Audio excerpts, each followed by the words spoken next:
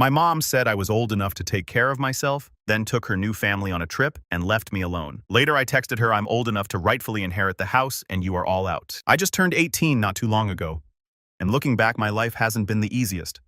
My dad passed away when I was 10. He wasn't rich, but he was hardworking. He left me two big things, the house we lived in and his small auto repair shop. When he died, both the house and the shop went into a trust. My grandparents were put in charge of the legal and financial side, keeping the business afloat, paying taxes, making sure everything would still be there when I turned 18. Meanwhile, my mom lived in the house with me and handled the day-to-day parenting. At least that was how it was supposed to work. When I was 12, my mom remarried. That's when everything shifted. Her new husband moved in with his two kids, Ethan, who was a year younger than me, and Lily, who was around 7 back then. At first, I thought maybe this could be good. I figured maybe we'd be one big family, but I learned real fast that I wasn't going to be part of that family the way I hoped. Ethan and Lily always got the new clothes, the fancy backpacks for school, the nice birthday gifts. I'd get maybe a shirt or a pair of shoes. Nothing special. I didn't complain at first because I thought maybe money was tight, but then I'd see my mom drop cash on stuff for them while brushing me off. By the time I hit high school, it wasn't even subtle anymore. They started cramming my room with Lily's toys and random junk until it felt like a storage closet. A little later, my mom handed that room to Ethan. He's the older of the two steps and needs space. And then I got pushed into the tiny back office that wasn't even meant to be a bedroom. The only people who seemed to actually care were my grandparents. They were the ones making sure I had what I needed for school, making sure there was food in the house, checking up on me all the time. They were also the ones keeping my dad's auto shop afloat. They didn't run it at full capacity, but they hired a couple of mechanics part-time just to keep the doors open and the reputation alive. They told me they wanted it to still be there when I was old enough to decide what I wanted to do with it. Every now and then, they'd take me by the shop. I'd look at the sign with my dad's name on it, the tools lined up, the smell of oil and rubber, and I'd feel proud. That was his blood and sweat, and one day, it would be mine. Meanwhile, in the house, I was basically the outsider. My mom went from being my parent to being more like a stranger who happened to live with me. She was always on Ethan and Lily's side. If they had an issue, it was a crisis. If I had an issue, it was brushed off. She went to their soccer games and school plays, but when I had things going on, she always had some excuse not to show up. It wasn't like she was screaming at me or hitting me or anything like that. It was more that she just didn't care unless she needed me to babysit Ethan and Lily or do chores. Then suddenly I mattered. From the start, Ethan made it clear he wasn't interested in being friends. He was about a year younger than me, but he acted like he had seniority because of how my mom treated him. He'd brag about how my mom bought him a new phone or how she helped him with homework while I had to figure things out on my own. If I ever called him out on anything, my mom would jump in and tell me to be the bigger person. Lily was younger, but she caught on fast. She figured out she could get away with almost anything. She'd leave her toys all over the house, and if I asked her to pick them up, she'd run to my mom and say I was being mean. Then I'd get chewed out. It got to the point where I just stopped saying anything and cleaned around them. The weird part was watching my stepdad act like the house was his. He'd start little projects without asking anyone, like changing furniture around or drilling stuff into the walls. One time, he painted over the wall in the living room where my dad had measured my height every year as a kid. That mark meant something to me, but to him it was just ugly writing on the wall. I didn't even get a say in it. He didn't ask, he just did it. I didn't say anything about it though. My grandparents kept reminding me, just hang in there. Once you're 18, you'll be in charge. I trusted them because they were the only ones consistently in my corner. At school, I tried to stay out of trouble. I kept my head down, got decent grades, and minded my own business. I wasn't the kind of guy going to parties or anything like that. My focus was mainly on surviving the house and spending time with my grandparents whenever I could. They lived about 15 minutes away, so I'd ride my bike over there a lot. They were always happy to see me. My grandma made sure I ate real food, and my grandpa would tell me stories about my dad. Sometimes my grandpa would take me by the auto shop. Even though it wasn't running full-time like before, he made sure it stayed open. Business wasn't booming, but it was steady enough that it didn't shut down. I'd hang around, sweep the floor, or watch them fix cars. I didn't know much about cars, but I liked being there. It felt different than being at the house. Nobody ignored me there. Nobody acted like I didn't belong. Back at the house, it was like walking on autopilot. I had my little office room turned bedroom in the back. It was just enough space for a bed, a small desk, and my clothes. Meanwhile, Ethan had my old room with more space, a bigger closet, and a window facing the street. He always bragged about it to his friends.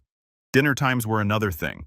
My mom would cook meals that Ethan and Lily liked, stuff like spaghetti tacos or chicken nuggets.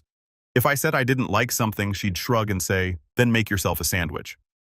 It wasn't the end of the world, but it made it obvious where her effort was going. There were times when my stepdad would talk about the future, like the house was going to be passed down to Ethan one day. He'd say things like, "When Ethan gets older, maybe we'll redo the garage for him." I'd just sit there thinking, this isn't even yours to give away. But I kept my mouth shut. I had to. If I said anything, my mom would back him up and I'd be the one in trouble. The business was my quiet motivation. Knowing it was still there kept me sane. My grandparents would tell me about how my dad worked long hours to make it succeed, how he'd save up for new equipment, and how proud he was when he opened the doors for the first time. I held on to that. It reminded me that there was more for me outside the house, that I wasn't just stuck being the kid nobody cared about. From about 13 to 17, I just coasted through like that. School, home, grandparents, repeat. I didn't really make a big scene about anything. The less I talked, the easier it was to get by. My grandparents told me more than once, just keep your head down. Once you turn 18, you'll be able to make your own choices. So that's what I did. I waited. I didn't argue when Ethan rubbed things in my face. I didn't push back when Lily took over half the living room with her toys. I didn't fight my stepdad when he acted like the house was his. I just marked the days in my head. The closer my birthday got, the more I thought about what my grandparents had told me. House and business, both mine when I turned 18. Nobody could take that from me. I didn't plan on doing anything dramatic at first, but deep down I knew once the paperwork was in my name, things were going to change. The night before my 18th birthday, I figured we'd at least have some kind of family dinner. Nothing fancy, just maybe a cake or something. Instead, while I was sitting in the living room, my mom casually mentioned they were leaving early the next morning. Leaving where, I asked. To Los Angeles, she said, like it was no big deal. We're taking the kids to Disneyland, Hollywood, the works. It's been planned for months. I just stared at her. That's tomorrow. Tomorrow's my birthday. She waved her hand. You're old enough to stay home by yourself. Order some pizza or hang out with your grandparents. Don't make it a big deal. That was it. No party, no dinner, nothing. Just an announcement that she, my stepdad, Ethan, and Lily were taking off to Los Angeles on the day I turned 18. I didn't argue. At that point, I'd learned there wasn't any point. If I made a scene, she'd say I was being selfish. So I went to my room and shut the door. The next morning, I heard them loading the car, suitcases, backpacks, all the excited voices. Ethan was going on about how he couldn't wait to see the Hollywood sign, and Lily was begging for pictures with movie stars. Then the front door slammed and the house went quiet. A couple hours later, my grandparents showed up. They walked in holding a cake, balloons, and a couple wrapped gifts. My grandma hugged me right away and said, "Happy birthday, sweetheart." My grandpa just smiled and handed me an envelope. I thought it was a card at first, but it was thicker than that. When I opened it, I realized it wasn't a birthday card. It was a stack of legal documents. My grandpa said, "This is from your father's lawyer. As of today, the house and the business are officially yours." I sat there with the papers in my hand, not really processing it at first, but then my grandpa explained everything. The trust was finished. I was the legal owner of the house I was sitting in and the auto repair shop across town. My grandma said, "This is your home now. Don't let anyone make you feel like it isn't." It hit me in that moment how different things were about to be. For years, I'd been waiting for this day, hearing my grandparents tell me to just hang in there until I was 18. Now it was real. We set the papers aside and had cake. My grandparents gave me a new laptop for school and some tools for the shop. It wasn't anything flashy, but it felt like they actually thought about what I needed. We spent the afternoon just talking. No drama, no yelling, no stepkids running around. For once, my birthday actually felt like mine. Later that night, I checked my phone. No text from my mom, no happy birthday, no call, nothing. But she had posted about their trip. Pictures of Ethan and Lily grinning in front of the Disneyland castle. A picture of her and my stepdad with palm trees behind them. Caption, "Family time in Los Angeles." That told me everything I needed to know about where I stood. After my grandparents left on my birthday, I sat in the house for a while with the papers on the table. I kept glancing at them, making sure I hadn't imagined it. My name was right there on everything. The first thing I did was walk through the house room by room. It wasn't the same place I grew up in.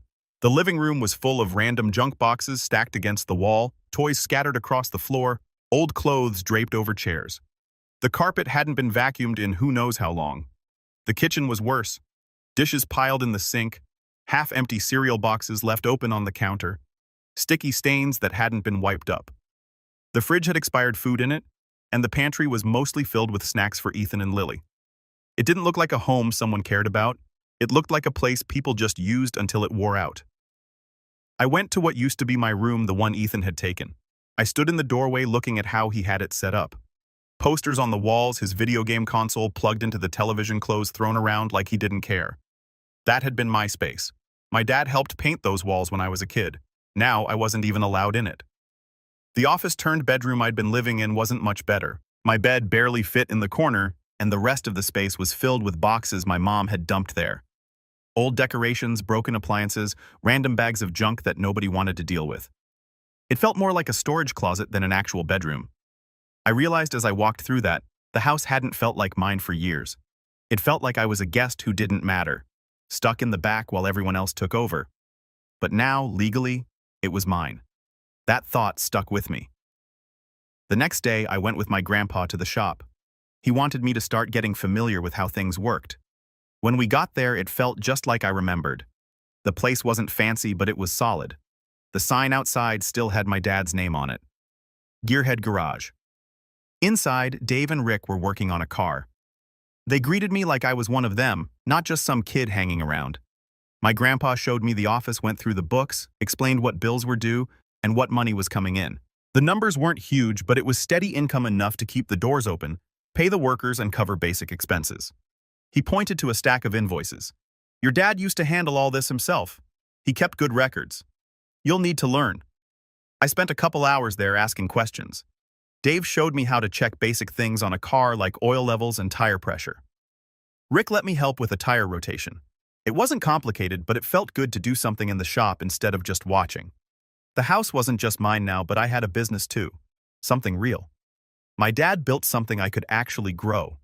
On the drive back, my grandpa said, "Your father built this from scratch. He worked long days, sometimes nights. He wanted it to be something solid you could count on. Now it's yours. Don't let anyone tell you different."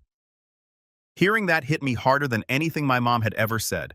When I got back to the house, it was still empty. My mom and the rest of them were still in Los Angeles posting pictures of their trip. Selfies in front of the Hollywood sign. Ethan wearing Mickey Mouse ears at Disneyland. Lily holding a giant churro bigger than her face. Captions about best family trip ever. Nothing about me. I scrolled through their posts and then looked around at the house again. I saw the mess, the neglect, the way my room had been turned into storage, and I thought about the shop with my dad's name still on it. The contrast couldn't have been clearer.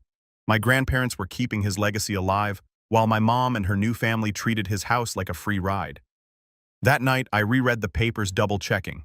My name was on everything. It was real. For the first time, I felt like I had real control. I wasn't just the kid in the back room anymore. I was the owner of the house and the business. And once my mom and her family came back from Los Angeles, they were going to have to face that reality. I couldn't predict how the confrontation itself would play out. But one thing we had planned was for my grandparents to arrive with the legal papers. The rest, I couldn't script. A week after my birthday, I heard the front door slam. Bags hit the floor, kids yelling about souvenirs, my mom laughing at something my stepdad said. They were back from Los Angeles acting like nothing had happened. I stayed in my room and listened. At first, Ethan was bragging about the rides at Disneyland. Lily was showing off a new stuffed animal she bought. My mom was going on about the hotel. Then my stepdad made a comment that made me get up. He said, "That trip cost a fortune, but hey, this house saves us a ton. No rent, no mortgage. It balances out." I walked into the kitchen where they were unpacking. "We need to talk," I said. My mom didn't even look up from her phone. "About what?" "This house," I said. "And the shop. They're mine now legally. Dad left them to me. I have the paperwork." She looked up finally, frowning. "What are you talking about?" "This is our home. You're just a kid." I shook my head. "No, not anymore. I turned 18. The lawyer transferred everything. I own this house. I own Dad's auto repair shop. It's all in my name." For a second, there was silence. Then Ethan laughed like it was a joke. "Yeah, right. You're not kicking us out. Mom would never let that happen. I don't need her permission." I said, "This isn't her house. It's mine, and I want you out." My mom's face turned red. "How dare you talk to me like that? I raised you. I gave you a home." "No," I cut her off. Dad gave me a home. You just lived here, and you treated me like an afterthought while you spoiled them. Pointing toward Ethan and Lily. Ethan stood up, puffing his chest. Don't talk about us like that. You're just jealous Mom actually cares about us. I laughed not because it was funny, but because it showed exactly how far things had gone. You mean she cared enough to take you to Los Angeles on my birthday while leaving me here alone? Yeah, real caring. My stepdad stepped closer like he was trying to intimidate me. Listen, you're being a spoiled brat. You think just because some lawyer gave you a piece of paper, you can kick out your family? This is our home. We've built our life here. You built nothing, I said. You moved into my dad's house and acted like it was yours. You don't get to keep living here for free. Not anymore. My mom threw her hands up. You're ungrateful. After everything I've done for you, this is how you repay me. Everything you've done, I asked. You gave Ethan my room. You shoved me in the office. You used my space as storage. You didn't even call me on my birthday, but you had time to post family photos in Los Angeles. She opened her mouth to say something, but I didn't give her the chance. You have 30 days. That's it. 30 days to pack your things and leave. I'm done being treated like I don't belong in my own house. Lily started whining. But where are we supposed to go? This isn't fair. I turned to her. I didn't take your room. I didn't make these choices. Your parents did. Talk to them. My stepdad slammed his hand on the counter. You're a selfish, ungrateful kid. You'll regret this. You can't just throw us out like garbage. Yes, I can and I will. You don't have a single claim here, Ethan muttered under his breath. Pathetic loser. Say it louder, I shot back. At least I'm not living in a house that doesn't belong to me. My mom's voice cracked as she tried a different angle. Your father would be disappointed in you. He'd never want his family torn apart like this. Before I could respond, I heard my grandparents' car pull into the driveway. They had timed it perfectly. My grandpa walked in holding a folder. He put it on the table and said, These are the official papers. The house and business are in Liam's name now. You have no legal grounds to stay here if he doesn't want you to. My mom's eyes darted between me and him. Dad, you can't be serious. You're siding with him over me. Grandma stepped in. Don't you dare twist this. You've taken advantage of him long enough. This is his father's house, not yours, and you know it. My stepdad muttered something about getting a lawyer. My grandpa shook his head. Go ahead, but you won't win. The will is airtight. We've had it checked. The kitchen went quiet again, just heavy breathing and angry looks. Finally, I said 30 days. That's all I'm giving you. If you're not gone by then, we'll change the locks, or Ethan stormed off to his room, slamming the door. Lily started crying, complaining it wasn't fair. My mom looked like she was about to explode, but she didn't say anything else. My stepdad just glared at me like he wanted to hit me, but knew better with my grandparents standing there. I stood there holding the papers, not backing down. For the first time, I wasn't the one who had to shrink back. The house was mine, the shop was mine, and they finally knew it. After the confrontation, the house didn't feel the same. The air was thick, like everyone was waiting for the other shoe to drop. My mom avoided me most of the time, but when she did talk, it was either guilt trips or fake calmness that flipped into shouting if I didn't give her the answer she wanted. The next morning, my grandpa and I served the formal eviction notice from the lawyer to back it up. He laid it on the kitchen table and said, You can't fight this. She skimmed the papers, her face tightening. Then she looked at me. Liam, please, you don't know what you're doing. We're a family. Families don't kick each other out. You didn't treat me like family, I said flatly. You left me alone on my birthday to go to Los Angeles. You gave away my room. You made me feel like a guest in my own house. She switched tactics fast. Tears filled her eyes. Your father would be so disappointed. He wanted me to look after you, and this is how you repay me, throwing me out of the only home I have left. My grandma cut in before I had to respond. Don't you dare use his memory to manipulate Liam. You've had years to do right by him, and you didn't. This is his home now. The tension only grew worse over the following weeks. My stepdad stomped around the house like he owned the place, muttering under his breath every time he passed me. Ungrateful brat. Doesn't know what real responsibility is. If I tried to use the kitchen, he'd stand in the doorway and glare at me until I left. Ethan was even worse. He'd blast music in his room until late at night, leave trash in the hallway, and tell me to enjoy being all alone when we're gone. He'd make snide comments whenever my grandparents visited. Oh look, Liam brought back up again. Can't fight his own battles. Lily cried, constantly whining about not wanting to move. At first it annoyed me, but then I realized my mom was probably feeding her things to say, trying to make me feel guilty. The nights were the hardest. My phone would buzz with long texts from my mom. One night it was paragraphs about how I was breaking apart a family. The next she'd switch to threats. Don't think this will be easy. We'll take you to court, then back to begging. Please don't do this. We have nowhere else to go. I showed the messages to the lawyer. He shook his head. She has no case. Everything's in your name. She's hoping you'll fold. Still, the constant pressure wore on me. I'd lie awake hearing Ethan stomping around or my stepdad slamming doors. Every day felt like a standoff, waiting to see who would break first. My grandparents stayed strong. My uncle even stopped by one weekend and offered to help me change the locks if they refused to leave. Knowing I had that backup made it easier to stand my ground. As the 30 days ticked down, the tension only got worse. My mom avoided packing. The house stayed just as messy. Boxes everywhere, but nothing being put away. It was like she thought ignoring it would make it go away. One evening, about a week before the deadline, she cornered me in the hallway. "Liam, you don't understand what you're doing. You'll regret this when I'm gone. You'll regret pushing your own mother out." I looked her dead in the eye. "I regret that you chose Ethan and Lily over me for 6 years. I regret that you let him." I pointed toward my stepdad. "Act like this house was his, but I don't regret taking back what's mine." She didn't answer. She just walked away, slamming her bedroom door. The final day came. That morning, I woke up to the sound of boxes being taped shut and bags being dragged down the hall. For a second, I thought maybe they were actually leaving quietly. But then I walked into the living room and saw the glares. Ethan muttered, "Enjoy your empty house, loser." My stepdad said nothing, just carried bags out to the car with a jaw so tight it looked painful. Lily was crying again, clutching her stuffed animal. My mom was the last to leave. She stood in the doorway holding the eviction papers. "You'll regret this," she said, her voice low and sharp. Then she walked out without another word. The front door closed and the house went silent. For the first time in years, it actually felt like mine. When the door shut behind them and the car finally pulled out of the driveway, I just stood there in the living room listening to the silence. The house finally stopped smothering me. No stepdad stomping around. No Ethan blasting music. No Lily whining about something. No guilt trips from my mom. Just quiet. My grandparents stayed with me that day. They brought cleaning supplies and bags for trash. My uncle showed up a little later with gloves and tools. We went room by room, starting with the living room. There were piles of junk everywhere. Old magazines, broken toys, clothes nobody wore. My grandma took the trash bags and filled them without hesitation. My uncle dragged out an old recliner that was broken and dumped it by the curb. My grandpa vacuumed while I cleared out clutter. The kitchen was worse.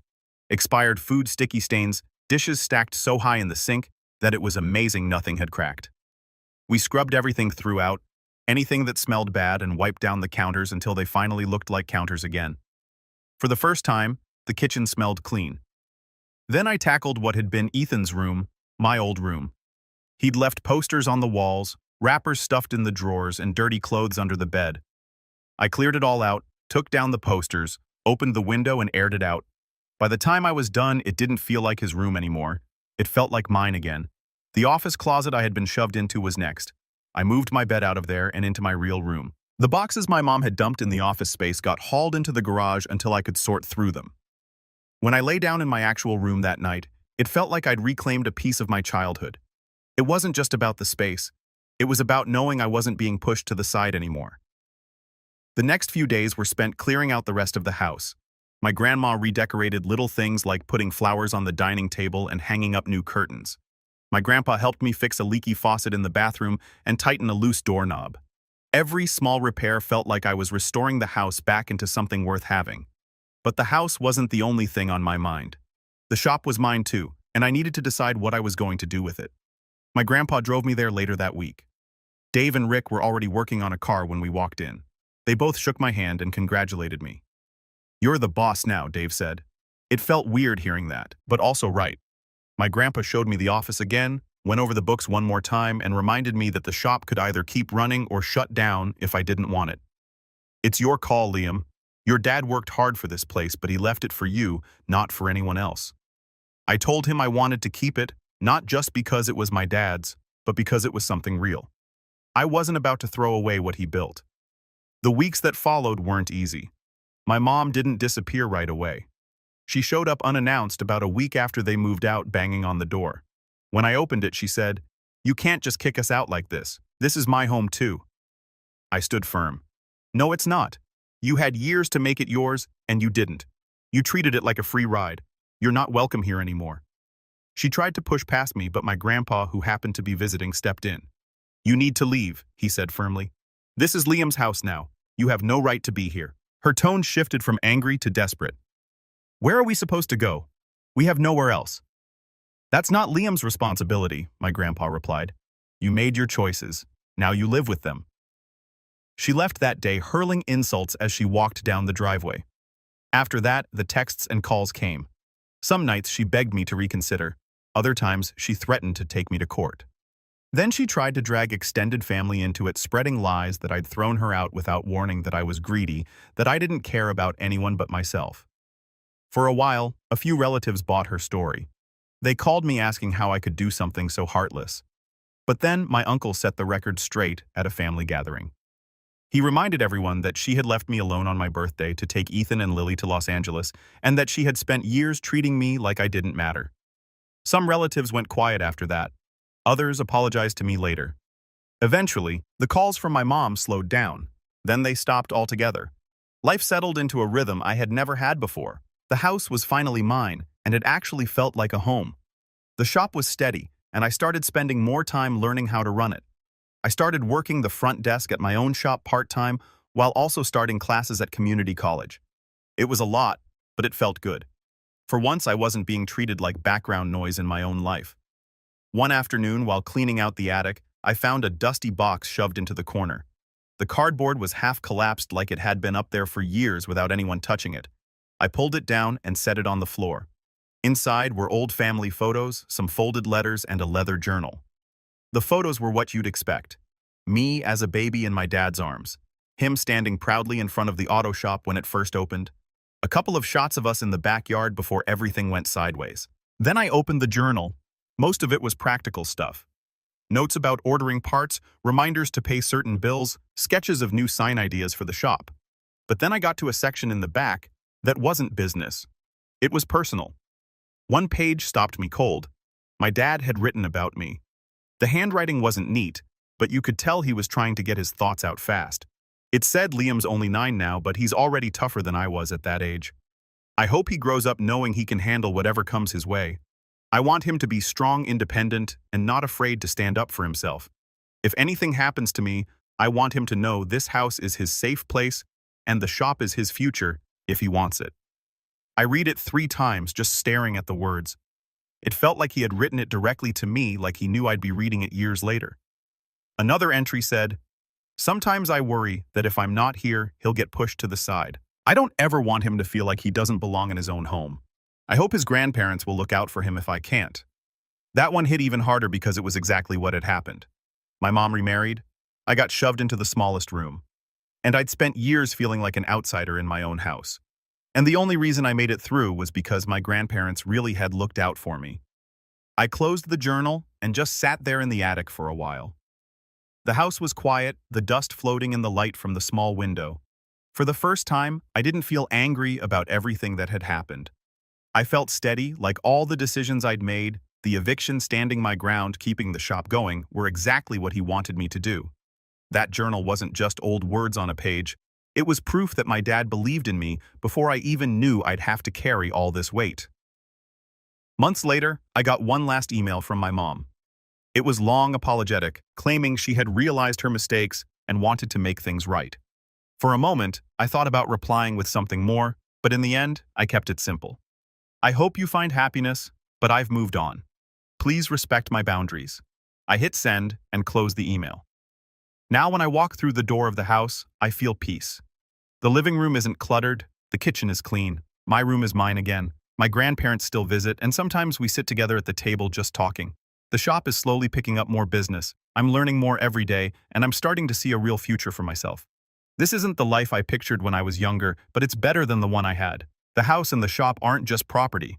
They're my dad's legacy, and they're proof that I don't have to keep living in the shadow of people who never treated me like I mattered. For the first time in a long time, I feel like I'm exactly where I'm supposed to be.